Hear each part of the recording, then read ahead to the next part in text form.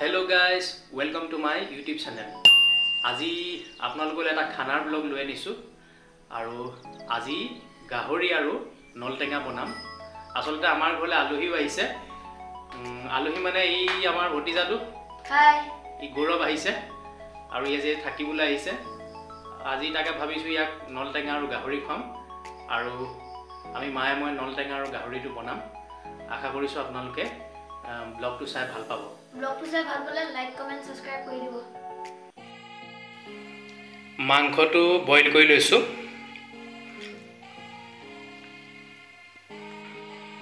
ইয়া দুখিলা মান কাজি নেমুৰ পাত দি দিছো।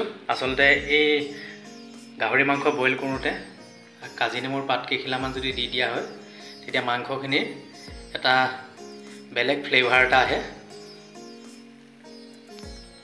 আপোনালোকে বইল কৰোতে কাজি নেমু পাত দি চাবচোন।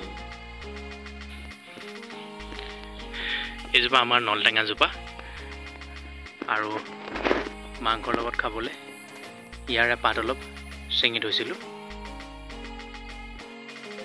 নলটেঙাখিনি ধুনীয়াকৈ কাটি লোৱা হ'ল আৰু এয়া আমাৰ আলুখিনিও কাটি থোৱা আছে। আদা ৰচুন পেষ্ট, জলকীয়া, পিঁয়াজ সকলোখিনি ৰেডি কৰি লোৱা হৈছে। এয়া আমাৰ কেৰাহী পাতিলে আৰু তেলটো দিছে। তেল বেছি দিয়া নহয়, অলপ কমকৈ দিয়া হ'ব যিহেতু গাহৰি মাংসত অলৰেডি তেল ওলায়। বস্তুখিনি গোটেইখিনি ৰেডি কৰি লোৱা হৈছে।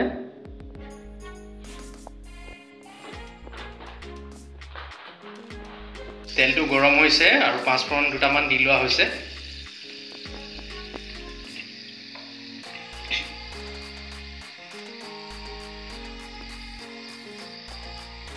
এইখিনি পিঁয়াজ,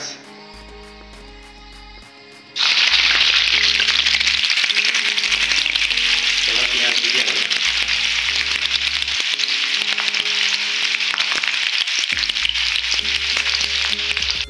নিমখ আন্দাজ মতে,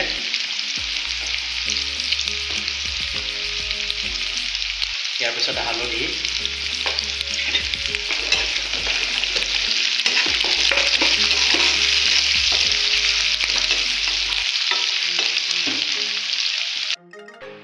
এতিয়া আমি বইল গাহৰিখিনি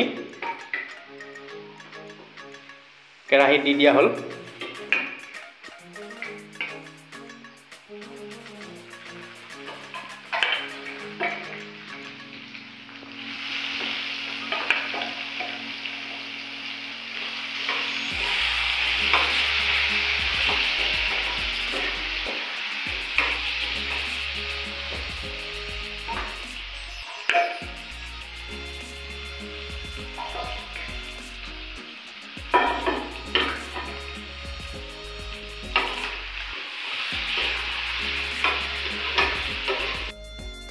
গাহৰিখিনি সিজিছে ধুনীয়াকৈ। গাহৰিখিনি সিজিছে, আমি এটা ঢাকনখন দি দিম। আজি মানে আমাৰ গৌৰৱে গাহৰি আৰু নলটেঙা খাব। আজি আমাৰ ইয়াত নলটেঙা আৰু গাহৰি বনাইছে। কেনেকুৱা হ'ব পিছে? গোন্ধটো কেনেকুৱা পাইছা তই সেইটো ক। গোন্ধটো ভালেই লাগিছে, দেখাটো ভালেই হৈছে, খালেহে গম পাব কেনেকুৱা হ'ব। তেতিয়াহ'লে ভালেই হ'ব আকৌ, কেলৈ বেয়া হ'ব? খালেহে গম পাম দেই। গাহৰিখিনি বৰ ধুনীয়া কালাৰ এটা আহিছে আৰু এতিয়া আমি আলুখিনি দিম ইয়াত। আলু আচলতে কাটিয়ে থৈছিলোঁ, আলুখিনি ধুনীয়াকৈ কাটি থোৱা আলুখিনি ইয়াতে দি দিম। গাহৰিখিনি কিন্তু বৰ ধুনীয়া ৰং আহিছে আকৌ, কালাৰটো বৰ ধুনীয়া আহিছে।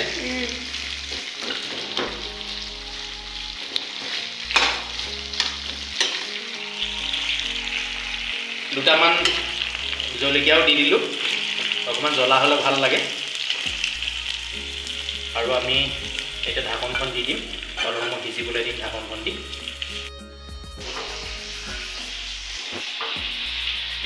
এয়া গাহৰি বনাই আছে।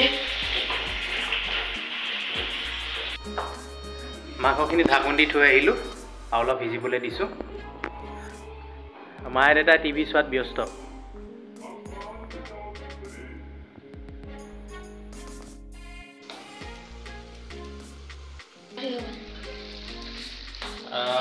আলুখিনিও সিজিছেগৈ। এতিয়া আমি নলটেঙাখিনি দি দিম। নলটেঙা কুটি থোৱা আছিলে, ইয়াত নলটেঙাখিনি দি দিলোঁ গাহৰি আৰু আলু ওপৰত।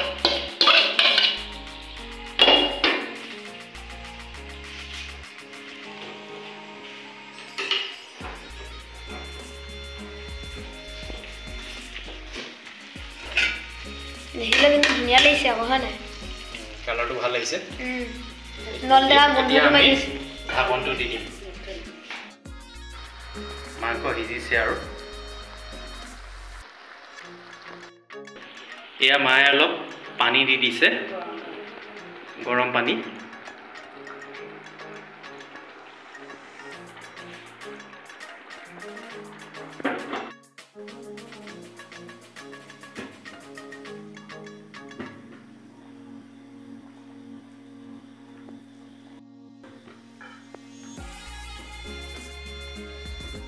এতিয়া ঢাকন দি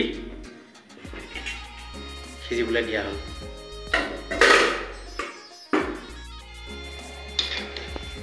এতিয়া আমাৰ মাংস ৰেডি হৈ গ'ল। মাংস গোন্ধটো ধুনীয়া আহিছে কিন্তু। নলটেঙা আৰু গাহৰি। এতিয়া পাপৰো পুৰি আছোঁ লগতে ভাতৰ লগত খাবলৈ।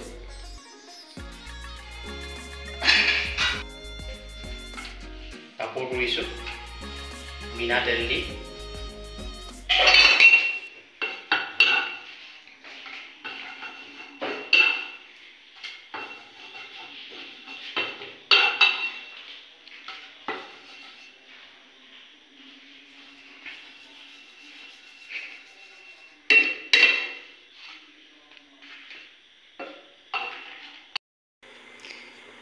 ইতিমধ্যে আমাৰ খোৱাৰো সময় হৈছে আৰু